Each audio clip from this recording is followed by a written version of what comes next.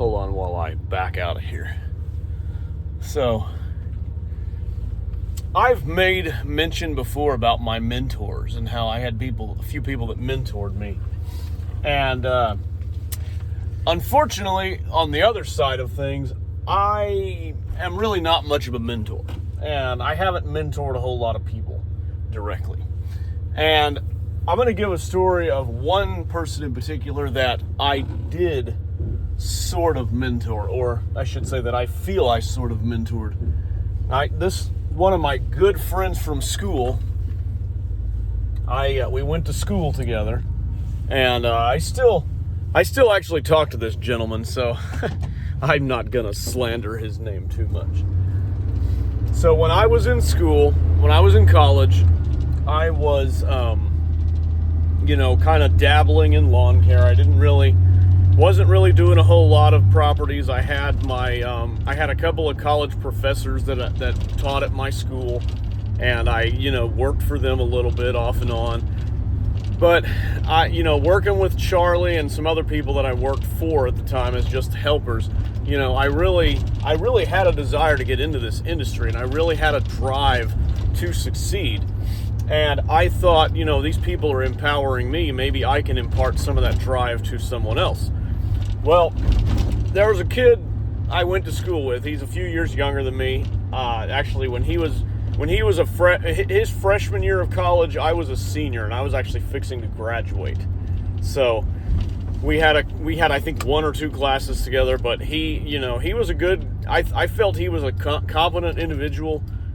Could be a really good worker. And I thought, if this guy could maybe get some things going in this business, he might excel. And I don't know. I'm not going to name his name, but let's just call him Schwinterio for sake of argument. Some people watching, if some people were to see this, they would immediately know who I'm talking about by that name, because that's kind of a inside joke nickname for this individual. But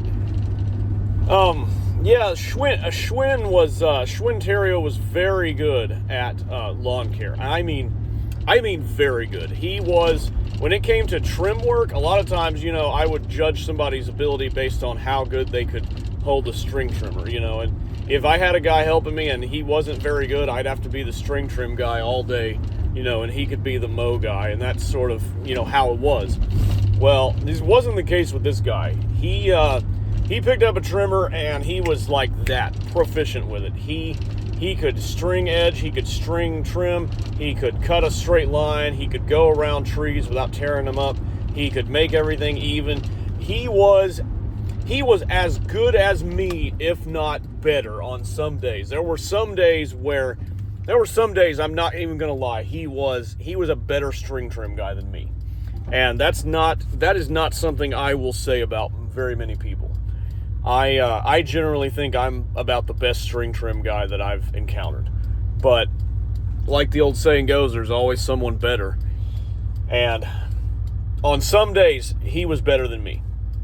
Now, I thought, I thought, hey man, we need to get you some business. We need to get you going as your own kind of lawn guy. You can cut grass on the side when you're not in class, and make money for school, this sort of thing. And he seemed like he was all in on it, and we got him, I found him a cheap lawnmower on Craigslist, and I found him a cheap, we got him a trimmer. I think he was using a couple of tools from the maintenance shop where we both worked. We both worked there on campus. And, everything was, he even called me, he texted me. I had graduated at this point, so I wasn't as involved with it, but he texted me at one point and goes, hey, I got a client, man, I got a customer. He even told me where it was, what street it was located on, and I was like, okay, and he told me the address of the property, and I'm like, okay, yeah, that's cool, man, I know kind of where that is, yeah, that'll work, that's kind of cool. Well, the only reason I'm telling you why he told me the address, and it'll get kind of important here in a little bit. So I didn't think much of it. He was going on. That's great. Both of us can coexist at one area. That's cool. Well, so I guess it was a couple, maybe like 6 months later, or might have even been a year later. I don't remember, but I get a call from a number, and this guy leaves me a voicemail. Hey, I'm looking for lawn service on such and such, and so I'm like, okay. I call the guy back, and I'm talking to him, and I'm just like, yeah, send me your address and send me on over. And he sends me the address, and in my head I'm thinking, why does that address sound familiar? Like, I've heard of that address before. Come to find out, it was the address that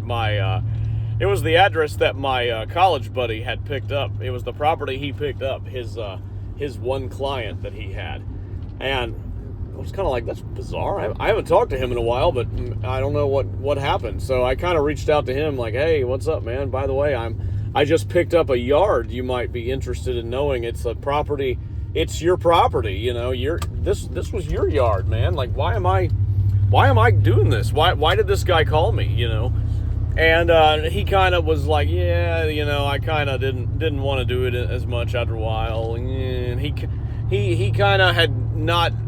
He kind of experienced like a fast burnout, I guess. So it was. He didn't have the drive to do it, by himself. He enjoyed working for me when he was working with me, but for him just by himself and doing this like that, it really wasn't his thing.